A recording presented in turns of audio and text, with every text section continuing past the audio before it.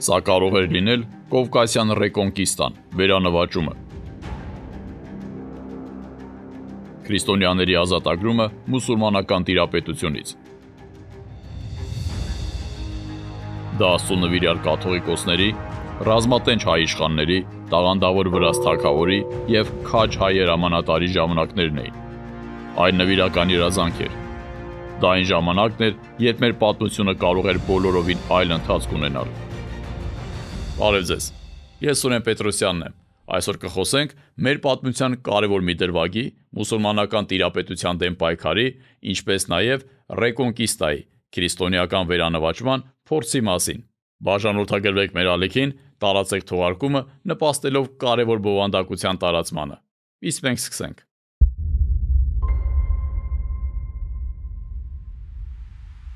Քրիստոնեական Հայաստանի հենց սրտում, Էջմիածնում 1677 թվականին հավաքվեցին մարդիկ, որոնց վստահվեց ժողովրդի ճակատագիրը։ Ամենայն հայոց կաթողիկոս Հակոբ Դ. Ջուղայեցին գաղտնի ժողով գումարեց։ Քննարկման օրակարգը մեկն էր. ինչպես ազատվել Օսմանյան կայսրության և Պարսկաստանի երկաթե կապանքներից, որոնք դարեր շարունակ բաժանել են Հայաստանը միմյանց միջև։ Մասնակիցների թվում էր անգեղակոթի իշխան Իսրայելը վեհ Սյունիքից։ Նա ժամանել էր իր որդու Իսրայել օրու ուղեկցությամբ, ով նիհար կազմվածքով և պայծառ աչքերով երիտասարդ էր։ Այդ ժամանակ ոչ ոք չէր պատկերացնում, որ այդ երիտասարդը կդառնար տվյալ դարաշրջանի առաջին հայը, ով խոսելու էր Հայաստանի ազատագրման մասին հենց Եվրոպայի մայրաքաղաքներում։ Ժողովը որոշում կայացրեց դիմել Եվրոպայի քրիստոնյա ղեկավարներին։ Անհրաժեշտ էր միջազգային հովանավորություն, հզոր քրիստոնեական դաշինք, որը թույլ կտար կոտրել մուսուլմանական գերիշխանությունը։ Հակոբ Ջուղայեցու գլխավորած պատվիրակությունը ուղևորվեց Եվրոպա, սակայն ճանապարհին 1680 թվականին ողբերգություն տեղի ունեցավ։ Կաթողիկոսը հանկարծ ամահ եղավ և առաքելությունը չհասնելով նպատակին, տապալվեց։ Երիտասարդ օրին արեց այն, ինչը չարեց նրա համախոհներից և ոչ մեկը։ Նա չվերադարձավ տուն, այլ շարունակեց իր ճանապարհը դեպի Եվրոպա, շարունակելով Էջմիածնի ուխտը։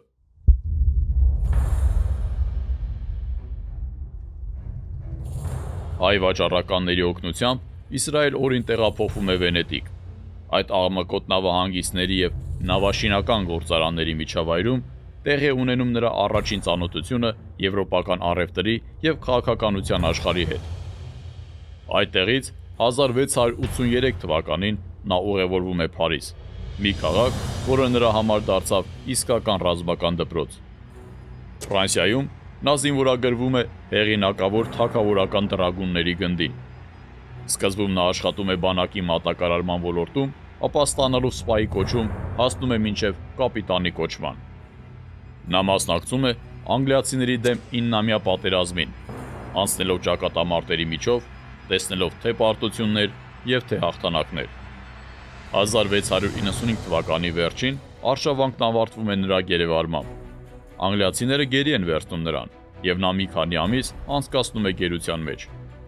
Ազատ արձակվելով Իսրայել օրին մեկնում է Գերմանիա, պատերազմից հյուծված փոքրիկ Պֆալց։ Սա այն գաճաճ պետություններից մեկն էր, որ գոյություն ուներ բացառապես իր կառավարիչների կամքի և համառության շնորհիվ։ Այստեղ նա աշխատանքի է անցնում որպես մատակարարման հանձնակատար և մտերմանում Հովհան Վիլհելմ Կուրֆյուրստի հետ։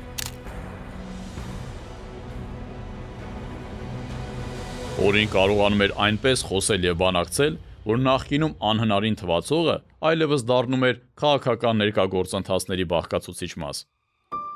Պֆալցում իր հաջողություններից ոգեշնչվելով, նույն 1698 թվականին Իսրայել օրին մեկնում է Վիեննա։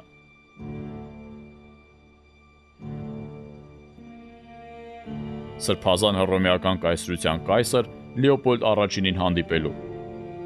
Նա ներկայացնում է իր նախագիծը, սակայն թուրք-ավստրիական խաղաղ բանակցությունների պատճառով ստանում է միայն զգուշավոր խոստումներ։ Այնուհետև նա շարունակում է ճանապարհորդությունը դեպի Տոսկանա, ապա Ֆլորենցիա, որտեղ մեծ դուքս Կոզիմո III Մեդիչին ողջունում է հային, ըմբռնում նախագիծը, տեսնելով այն որպես հակաթուրքական եռյակ դաշինքի մաս։ Իսրայել օրին հեռանում է խոստումներով։ Նա ոչ բանակ ունի և ոչ էլ գումար, սակայն նա ունի շատ կարևոր մի բան՝ Եվրոպացի առաջնորդները պատրաստ են հայկական նախագիծը դիտարկել, այն ընկալելով որպես սեփական շահերից բխող նախագիծ։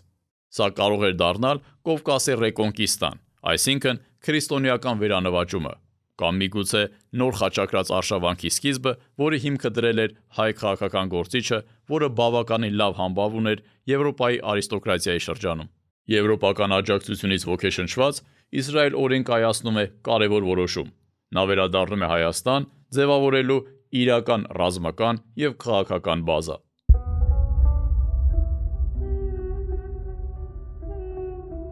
1699 թվականի ապրիլի վերջին մարդիկ սկսեցին ժամանել Սյունիքի անգեղակոտ պատմական գյուղ։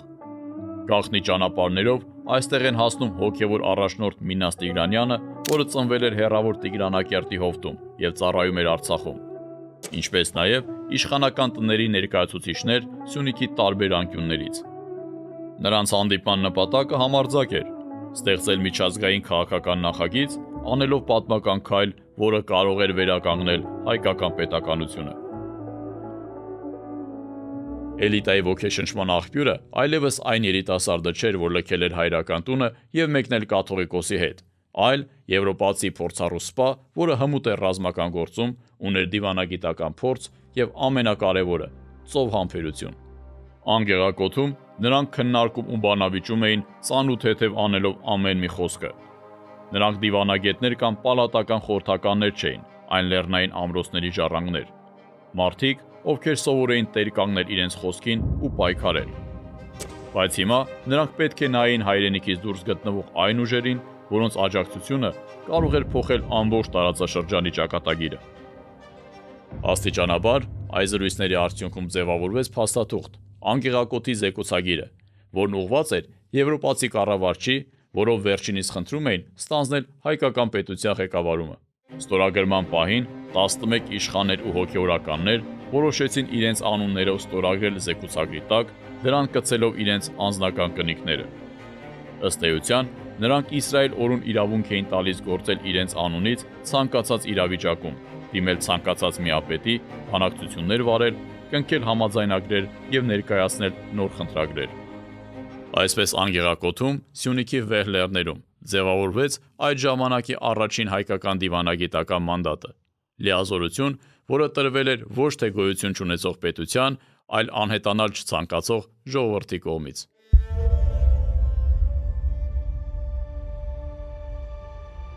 «1699 թվականի աշնանը Իսրայել օրին ժամանեց պֆալցի կենտրոն, Յոհան Վիլհելմ II Կուրֆյուրստին ներկայացնելու մի նախագիծ, որը նպատակ ուներ բարձրացնել հայկական հարցը եվրոպական քաղաքական ասպարեզում։ Նա առաջարկում էր բազմաշերտ մի միություն, որտեղ Պֆալցը, Ավստրիան և Տոսկանան գործելու էին համատեղ, իսկ Վատիկանը հավանություն էր տալիս այդ որոշմանը։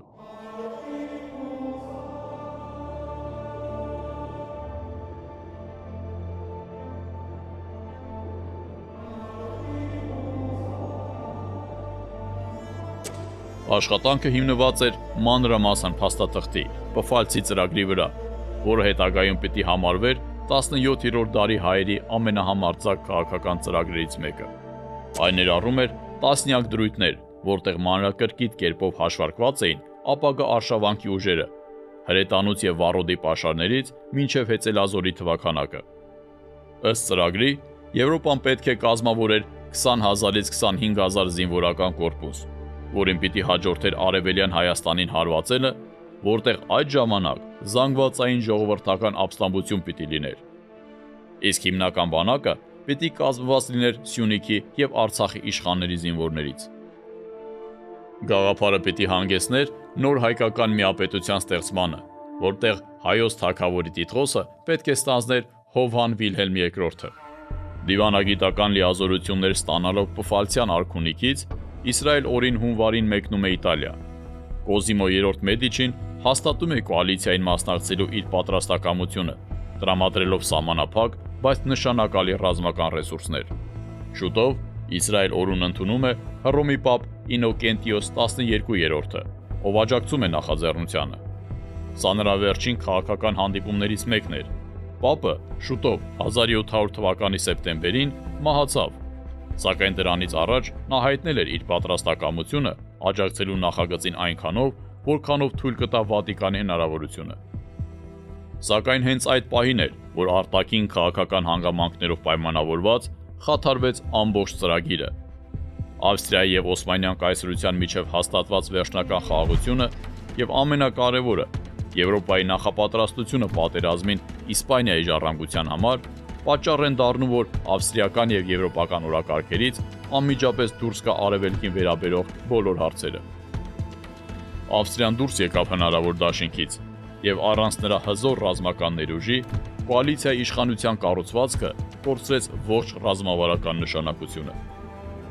Այսպիսով, Հայաստանի ազատագրման ծրագիրը, որին Իսրայել օրին նվիրել էր իր ողջ կյանքը, ձախողվում է։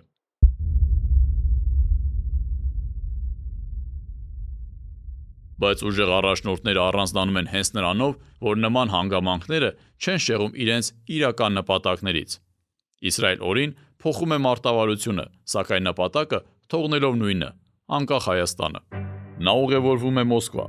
դեպի քրիստոնյա կառավարիչներին համոզելու իր վերջին հույսը։ 1701 թվականի ամռանը Իսրայել օրին ժամանում է Մոսկվա։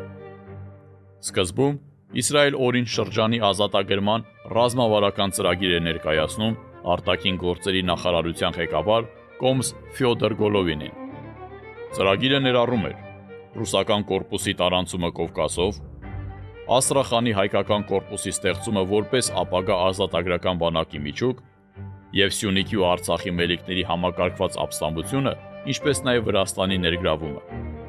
Մոսկվայում Իսրայել օրին ջերմզրույց է ունենում Իմերեթի թագավոր Արչիլ II հետ,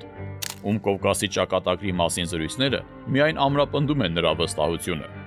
Միայն Մոսկվան կարող էր դառնալ հայկական նախագծի հենարան։ Եվ այսպես եկավ երկար սպասված պահը։ 1701 թվականի աշնանը Իսրայել օրուն ընդունեց Պետրոս Մեծը, որին նա հանձնեց անգեղակոթի խնդրագիրը կնիկներով կնքված։ Ցարը, զբաղված լինելով Շվեդիայի դեմ հյուսիսային պատերազմով, այնուամենայնիվ հետաքրքրություն ցուցաբերեց Պարսկաստանի սահմանների մոտ գտնվող քրիստոնյաներին ազատագրելու ծրագրի նկատմամբ։ Սակայն նրա ողջ ուժերն ու ուշադրությունը կենտրոնացած էին ընթացող պատերազմի վրա։ Իսրայել օրին գիտեր սպասել։ Նա իր ողջ կյանքը համբերատար եւ հետեւողական կերպով շարժվում էր դեպի իր նպատակները։ Նա իր ժամանակը նվիրեց Պետրոս Մեծի տարածքների եւ քաղաքական կառուցվածքի ուսումնասիրմանը, միևնույն ժամանակ առաջ մղելով սեփական գաղափարները արիստոկրատիայի շրջանում։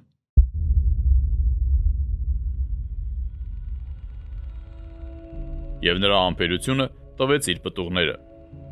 1707 թվականին Պետրոս Մեծը Իսրայել օրուն առաջարկեց մեկնել Պարսկաստան դիվանագիտական առաքելության եւ 50 հոգանոց շքախմբի կազմում Սուլթան Հոսեյն Շահի արքունիքում ռազմական ուժի, ճանապարհների եւ քաղաքական իրավիճակի վերաբերյալ ճշգրիտ տեղեկություններ հավաքագրելու համար։ Դա լիարժեք հետախուզական առաքելություն էր։ Սակայն Իսրայել օրին իր ճանապարհորդությունը սկսեց Եվրոպայից, նպատակ ունենալով հանդիպել Հռոմի պապ Կղեմես 11-րդի հետ։ Օրին կարծում էր, որ ինչպես Եվրոպան, այնպես էլ Հռոմի պապը նույնպես պետք է տեղյակ լինեին, որ հայկական թագավորության ծրագիրը դեռևս ուժի մեջ է։ Հասնելով Պարսկաստան, առաքելությունը հանդիպեց կատաղի դիմադրության։ Որքան էլ տարօրինակ հնչի, դա տեղի ունեցավ հենց եվրոպական առաքելությունների պատճառով, որոնք Իսրայել օրուն համարում էին ուղղափառ Պետրոս առաջինի գործակալը եւ ձգտում էին վարկաբեկել նրան, տարածելով լուրեր նրա իրական ռազմական նպատակների մասին։ Միայն 1711 թվականին Իսրայել օրին ավարտեց իր առաքելությունը, զգալի ժամանակ անցկացնելով Սյունիքում եւ Արցախում իր քաղաքական ծրագրերը թարմացնելու վրա, նախքան Հյուսիս Պետրոս Մեծի մոտ ուղևորվելը։ Դժբախտաբար նա կնքեց իր մահկանացուն Աստրախանում։ Իսրայել օրին, ով իր կյանքը նվիրել էր հայրենիքին ու ժողովրդին ծառայելուն, այդպես էլ չտեսավ իր ծրագրի իրականացումը։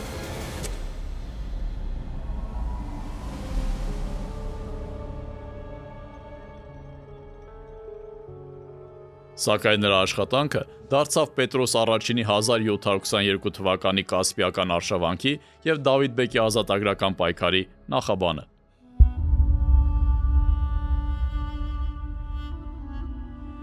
1720-ականների սկզբին հարավային Կովկասը վերածվեց ահագնացող քաոսի գոտու։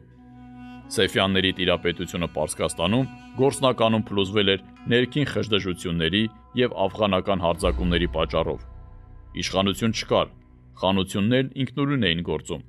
իսկ Օսմանյան կայսրությունը մտադիր էր զբաղեցնել Պարսկաստանի տեղը։ Ավելացան նոր խնդիրներ։ Մուսուլմանական լեռնային խմբավորումները, որոնք Կովկասյան լեռներից շարժվում էին դեպի Արցախ, տարածաշրջանում թալան ու սպանություններ էին գործում։ Մահվան ուրվականը շրջում էր ամենուր։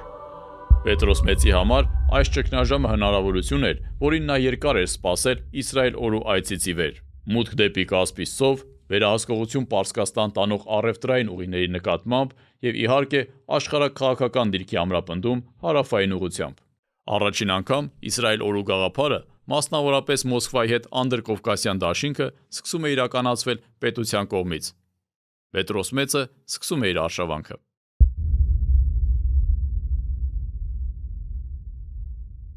Այդ ժամանակահատվածում քրիստոնյա Հյուսիսի հետ ռազմավարական հարաբերությունները պահպանվում էին Վրաց թագավոր Վախթանգ 6-րդ Բագրատիոնի միջոցով։ Վախթանգ 6-րդ Բագրատիոնը ոչ միայն պարսկական ճնշումների միջով անցած, այլև անկոտրում քրիստոնյա կառավարչի խորհրդանիշ էր։ Սպահանում, շահի արքունիքում երկար տարիների ընթացքում նա դիմացել է հսկայական ճնշումների։ Նրա հրաժարումը բացարձակ իշխանության դիմաց ընդունել իսլամ ոչ թե միայն քաղաքական որոշում էր, այլ քրիստոնեությանը հավատարիմ մնալու խորհրդանշական արարք, որը նրան դարձրեց քրիստոնյաների յուրատեսակ առաջնորդը։ Սակայն Վախթանգ 6-րդը ոչ միայն հավատավոր քրիստոնյա թագավոր էր, այլ նաև բարեփոխիչ։ Նա մտավորական էր, որը հիմնադրել է Թիֆլիսում առաջին տպագրատունը և հեղինակել Վախթանգի օրենքների ժողովածուն։ Այն Վրաստանի իրավական համակարգի հիմքն է։ Նա ձգտում էր ոչ միայն պաշտպանել հողը, այլև նպաստում էր, որ մշակույթը վերածնունդ ապրի։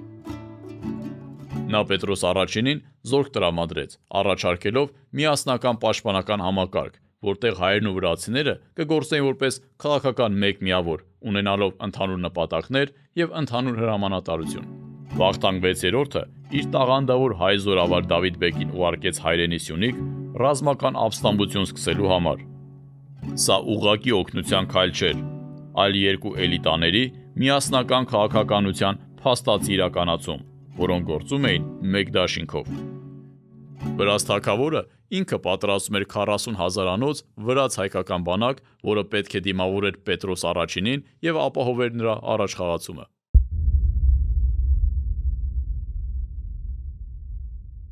Սակայն Պետրոս առաջինի, Վախթանգ 6-րդի և հայրի դաշինքը փլուզվեց մինչև մարտերի սկսելը։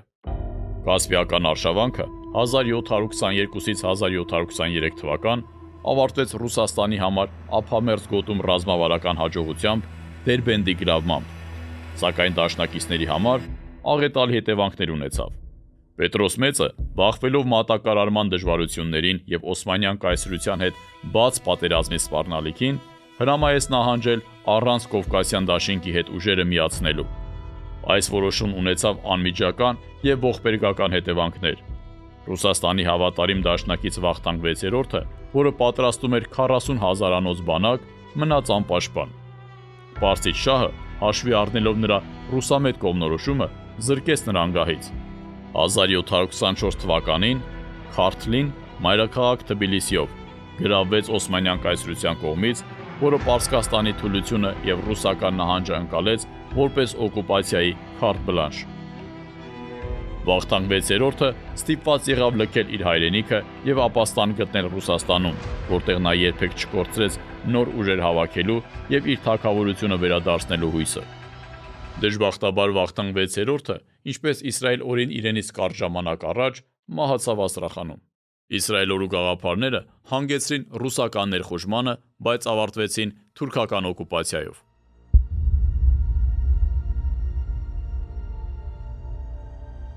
Չնայած Պետրոս առաջինի կասպիական արշավանքը հայերի և վրացիների համար աղետալի ավարտ ունեցավ, իսկ հաջորդ Օսմանյան օկուպացիան հօդս ցնդեցրեց ազատագրման բոլոր հույսերը, հենց 1700-ից 1724 թվականների իրադարձություններն էին, որոնք նշանավորեցին անդառնալի պատմական շրջադարձային այն պահը, երբ հայկական հարցն առաջին անգամ մտավ եվրոպական քաղաքականության ասպարեզ։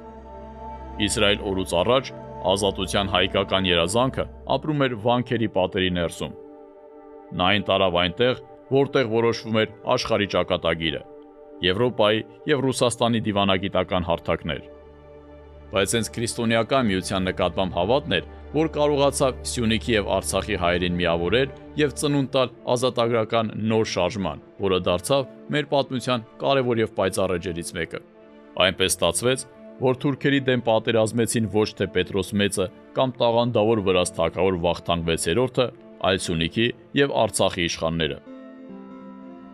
Չկան հավերժական բարեկամներ, փոխարենը կան հավերժական շահեր։ Հետևաբար, ամենակարևորը գիտակցելն է, որ հույսը պետք է դնել բացառապես սեփական ռեսուրսների վրա եւ ամենակարևորը կարողանալ այն համախմբել։ Ինչ կլիներ, եթե այն ժամանակ հայկական, ռուսական եւ վրացական ուժերը միավորվեին եւ ինչ տեսք ունենար այսօր տարածաշրջանը այդ պարագայում։ Գրեք ձեր կարծիքը մեկնաբանություններում, ես իրով այն կարդում եմ։ Ձեզ հետ է Սուրեն Պետրոսյանը։ Եղեք ոգով ուժեղ եւ միշտ նոր հանդիպում։